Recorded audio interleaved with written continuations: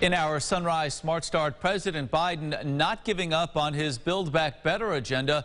He is looking ahead to a second year in office, saying he believes the plan will help the economy grow and still believes it can become a reality. We are joined by Washington correspondent Alexandra Limon live in D.C. this morning. Alexandra, good morning. So having said all that, can we expect Congress to take this bill up again when they return from their holiday break in January? Hi there, good morning. Well, Democratic leader Chuck Schumer and other Democrats have indicated that they still want to try to move ahead with the vote on this bill as is, even though Senator Manchin has said that he does not support it. And the reason for that is that they want to force him to vote against it on the record. They believe that that will exert some sort of pressure on the senator to have to explain to people back home why he voted against, measures like making child care more affordable and things of that measure. Whether or not that will work remains to be seen because Senator Manchin, really hasn't budged. However, in his remarks last night, President Biden did talk about this issue a bit, and he seems like he remains a lot more open to continuing talks and negotiations with Senator Manchin to get to a point where all Democrats can agree on the issue. Of course, one stumbling block in this process. What about congressional Republicans? Will the president need support from them as well? Well, it depends how they go about this, but it's pretty unlikely that any Republicans in the Senate or Republicans at all will support a Build Back Better package. Now, the way Democrats have been trying to pass the package is via a process called reconciliation that only requires Democrats, but because of the way such a slim majority that they have in the Senate, they need every Democrat on board. Another thing that we heard Senator Manchin say is that he would prefer that the package go through a more regular legislative process. So whether that means he wants it to, be more bipartisan, that's going to be pretty difficult to accomplish and pretty difficult to pass. If, however, President Biden is able to deliver, on his goal of getting Manchin on board for a reconciliation package, that seems like a much more viable option, although they would likely have to make it a lot smaller based on what we've heard Manchin say. Yeah, got to believe more concessions would have to be on the table. Alexandra, thank you for the live update this morning. President Biden addressing the nation as the Omicron variant spreads across the country. The CDC says it's now been detected in 49 states and is the dominant strain. President Biden announcing 500 million at-home COVID tests will be purchased by the federal government and given to areas with high infection rates beginning next month.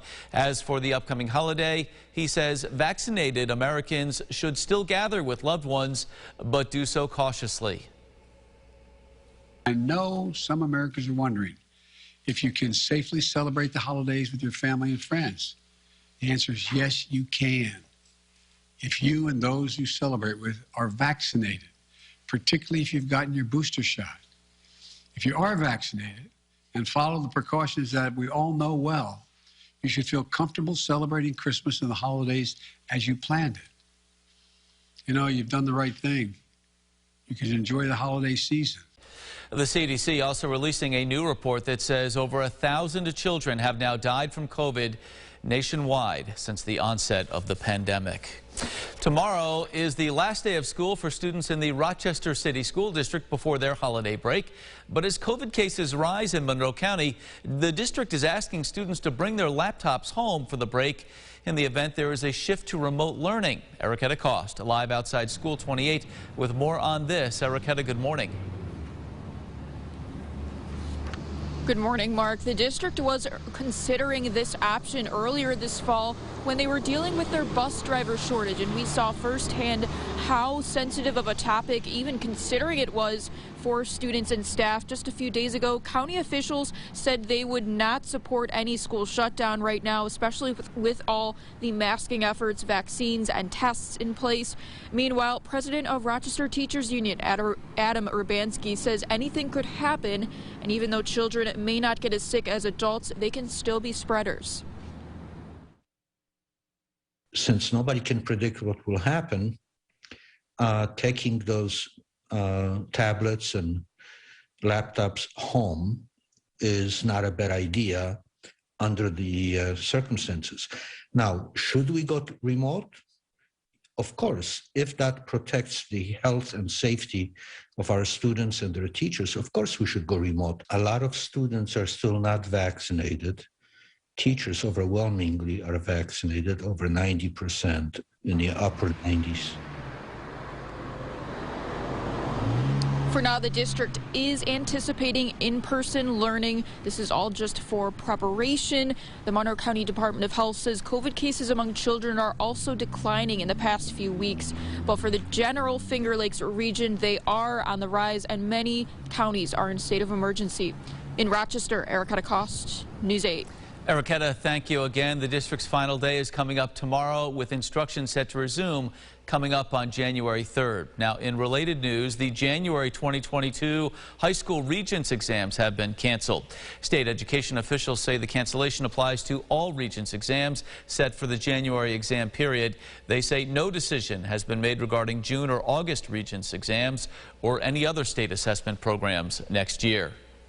All right, James, folks heading outside to walk the pooch or perhaps go for a walk or a run. Yeah. Not too bad here on December 22nd. Right, yeah. I mean, we should easily be in the 20s and teens. And sure, we've got that in the forecast. But as of right now, for that morning adventure outside, we should be not so bad. I'm sure the heavier jacket, a good idea. But you might run into a couple isolated flakes along cold front. That's about it. Next 24 hours, you got numbers that eventually drop. Yes, we are colder this afternoon than we are this morning, and note the wind as well. Could be gusting 20 to 30 plus miles per hour. We'll have the 8-day at the end of the show. Mark? James, thank you. Still seeing issues on the roads in Rochester. This is Monroe Avenue at Dartmouth Street. 390 in your view here, 490, 590 up to speed as you head out the door at this hour. In other news, Rochester police investigating after an armed robbery at the Dollar General on Lake Ave last night.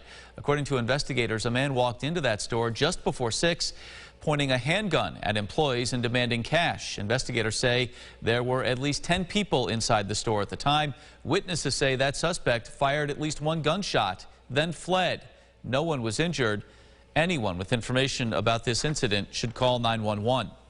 Rochester police also investigating a stabbing that sent a 67-year-old man to the hospital. Officers responded to St. Paul Street around 6 last night for that report of an assault. The victim taken to the hospital, we're told, with non-life-threatening injuries. The investigation is ongoing. Elsewhere, the NHL announcing none of its players will be playing in the Beijing Winter Olympics come February. The league and the Players Association came to that agreement yesterday, citing a COVID surge impacting games in the U.S. and Canada. The NHL and the NHLPA had negotiated Olympic participation into the 2022 and 26 games in the latest collective bargaining agreement. NHL players, you'll recall, did not take part in the 2018 games in South Korea.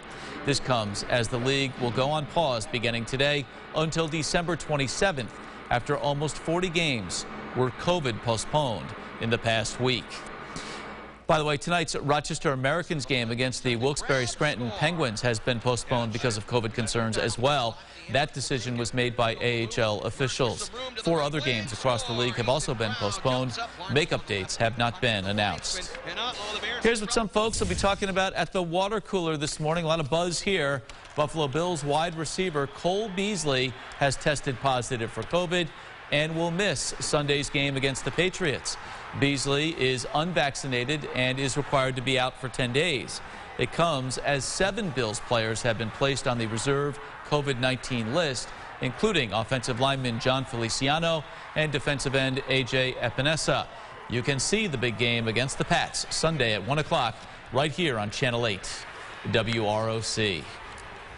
All right, the old bus stop forecast. We're winding this one down before the Christmas break, James. Yeah, we certainly are, and we're thinking about the comfortable air that's outside right now. I'm calling comfortable because this is certainly warmer than average. We're in the 30s, but we drop throughout the afternoon. Cold front slides by. That pushes temperatures down into the 20s. We could have gusts 20 to 30 miles per hour, maybe even 30 to 40 at times this afternoon. That's going to kick up a little bit of lake effect. So there are snow chances over the next 24 hours. We've got it a little bit this afternoon as well as a little bit early Thursday, but then we warm up. Both Friday and Saturday look like low 40s, Mark. So we could even have rain showers as Santa does his deliveries on Friday night. Still going to need Rudolph on the front of that sleigh, though. Certainly. All right. That's it for us for now here on News 8. Thank you for tuning in. Our next update in 30 minutes. CBS Mornings is up next. Have a great day.